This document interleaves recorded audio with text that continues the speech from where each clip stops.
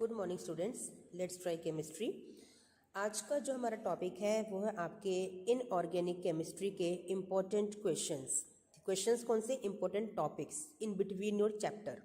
ठीक है, आपके दो चैप्टर्स हैं इनऑर्गेनिक केमिस्ट्री में, DNF block elements and coordination compounds. इनमें कौन कौन से टॉपिक्स इंपॉर्टेंट हैं जो आपके 100% पीवाईक्यू में आए हुए हैं और फिर से आने के चांसेस हैं, मोस्ट एक्सपेक्टेड हैं, वो मैं इस वीडियो में कवर करूँगी बच्चा। तो स्टार्ट करते हैं। आपको जो टॉपिक है d and f block elements वाले चैप्टर में वो है electronic configuration of d block elements.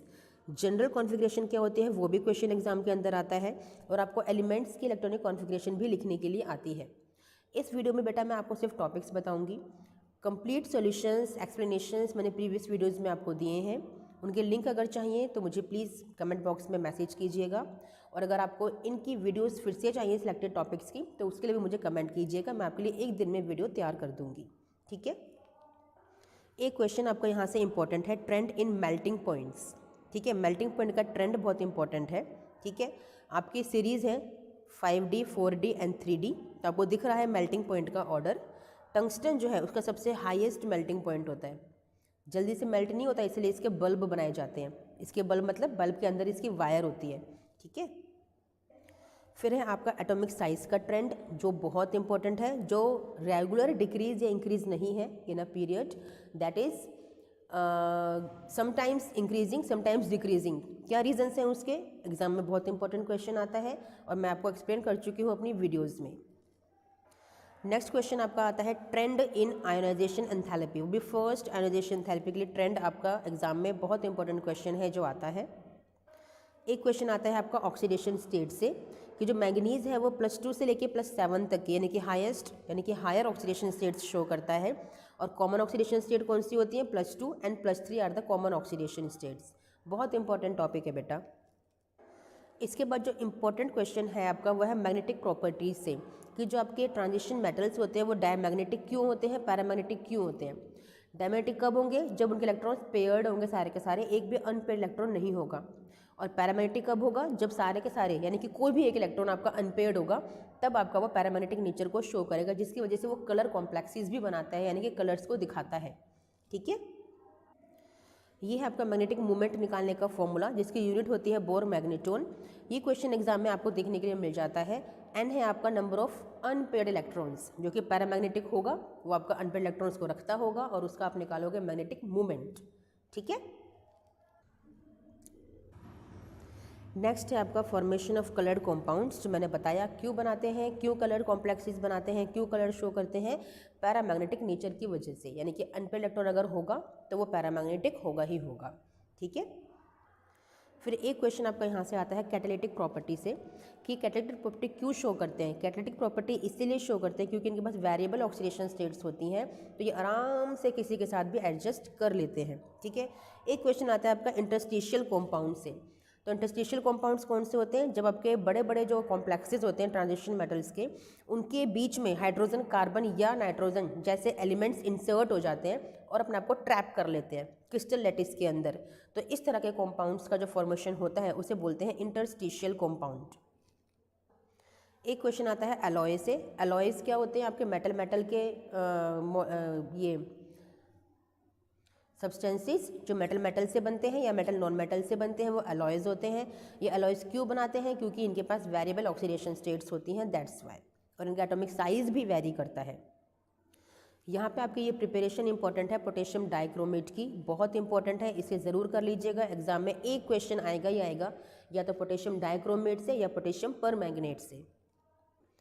फिर है आपके एफ ब्लॉक एलिमेंट्स, जहाँ से स्पेशली लेंथेनॉइड कॉन्ट्रैक्शन का क्वेश्चन आता है और आपका ऑक्सीडेशन स्टेट से आता है कि कौन सी कॉमन ऑक्सीडेशन स्टेट ये शो करते हैं। तो ये शो करते हैं +2 एंड +4।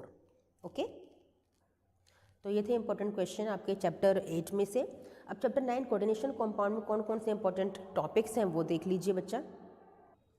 एक क्वेश्चन जो आपका बनता है वो कोऑर्डिनेशन एंटिटी के आईयूपीएसी नोमेनक्लेचर से। आपको नेमिंग करने के लिए एक क्वेश्चन एग्जाम में पक्का देखने के लिए मिलेगा बेटा। एक क्वेश्चन आपका बनता है आइसोमेरिज्म से।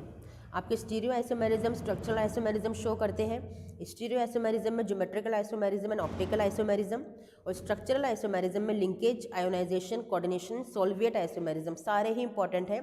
आपको एक कोई एग्जांपल दे दिया जाएगा, कॉम्प्लेक्स दे दिया जाएगा और पहचानने के लिए बोला जाएगा कि which type of isomerism is shown by this complex. Important question है। फिर है आपका वैलेंस बॉन्ड थ्योरी, बहुत इंपॉर्टेंट। इसके बाद है आपका CFT, crystal field theory, very important. इनके डायग्राम्स ज़रूर करने हैं आपको ये हाइब्रिडाइजेशन पता होनी चाहिए, उनके हाइब्रिडाइजेशन के अकॉर्डिंग उनके स्ट्रक्चर्स पता होने चाहिए, कौन कौन से वो बनाते हैं। बहुत इंपॉर्टेंट क्वेश्चन है बेटा ये भी। VBT में आपको ये हाई स्पिन कॉम्प्लेक्स, लो स्पिन कॉम्प्लेक्स, ये सब बनाने के लिए आपको एग्जाम में आता है बच्चा। आपको जो एलिमेंट है मेटल एटम, उसको पहचान कर उसकी ऑक्सीडेशन स्टेट निकालनी होती है। फिर d ऑर्बिटल के इलेक्ट्रॉन्स को फिल करना होता है। फिर लिगेंड कितने हैं उसके अकॉर्डिंग लिगेंड्स की फिलिंग करनी होती है। फिर लिगेंड आपका स्ट्रॉन्ग फील्ड है कि वीक फील्ड है, उसके अकॉर्डिंग आपको पेयरिंग या अनपेयरिंग करवानी होती है। तब जाके आपका आंसर निकल कर आता है कि वो लो स्पिन कॉम्प्लेक्स है या फिर हाई स्पिन कॉम्प्लेक्स है। ठीक है, बहुत इंपॉर्टेंट क्वेश्चन है VBT का। सिमिलरली आपको क्रिस्टल फील्ड थ्योरी का ये डायग्राम बहुत इंपॉर्टेंट है, बड़े सिंप्लीफिकेशन के साथ मैंने आपको अपनी प्रीवियस वीडियोस में एक्सप्लेन किया है बेटा। अब वहाँ से सारी डिटेल्स को, सारे टॉपिक्स की एक्सप्लेन्ड डिटेल्स को वहाँ से एक्वायर कर सकते हो। ठीक है, बहुत इंपॉर्टेंट है ये डायग्राम। फिर यहाँ से तो क्वेश्चन आपका आता ही आता है कलर की वजह से।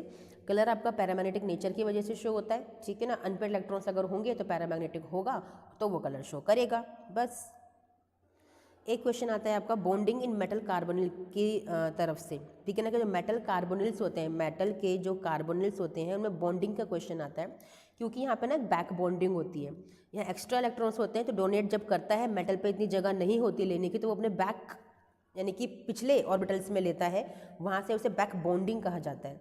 ठीक है, इसके बाद आपका ये क्वेश्चन इंपॉर्टेंट है कि जो आपके कोऑर्डिनेशन कंपाउंड्स होते हैं, जो कोऑर्डिनेशन मेटल्स होते हैं, डी ब्लॉक एलिमेंट्स होते हैं, उनका क्या यूज़ है, आपका बायोलॉजिकल इंपॉर्टेंस क्या है, डेली लाइफ में कहाँ कहाँ यूज़ होते हैं। जैसे कैंसर में यूज़ होते हैं, आपके क्लोरोफिल में है, ठीक है ना, आपके आयरन यानी कि ब्लड में है, हेमोग्लोबिन में है। तो इस तरह से ये क्वेश्चन भी कर लीजिएगा, इंपॉर्टेंट है। तो यहाँ पे ये वीडियो एंड होती है बच्चा। मैंने आपको 2 चैप्टर्स जो आपके इनऑर्गेनिक केमिस्ट्री के मोस्ट इंपॉर्टेंट चैप्टर्स हैं, उनके इंपॉर्टेंट टॉपिक्स आपको बता दिए हैं। डिटेल्ड एक्सप्लेनेशंस के लिए मेरी वीडियोस पड़ी हुई हैं, मेरे चैनल पे स्क्रॉल कीजिए, आपको मिल जाएंगी। नहीं मिल रही है मुझे मैसेज कीजिए टेक्स्ट बॉक्स में, मेरे कमेंट बॉक्स में मैं आपको दूंगी। अगर सेपरेट वीडियोस चाहिए सिलेक्टेड टॉपिक्स के लिए तो वो भी आपको मिल जाएंगी, बट कमेंट ज़रूर कीजिएगा। ठीक है, चलिए मिलते हैं नेक्स्ट वीडियो में। टिल देन थैंक यू बच्चा, बाय।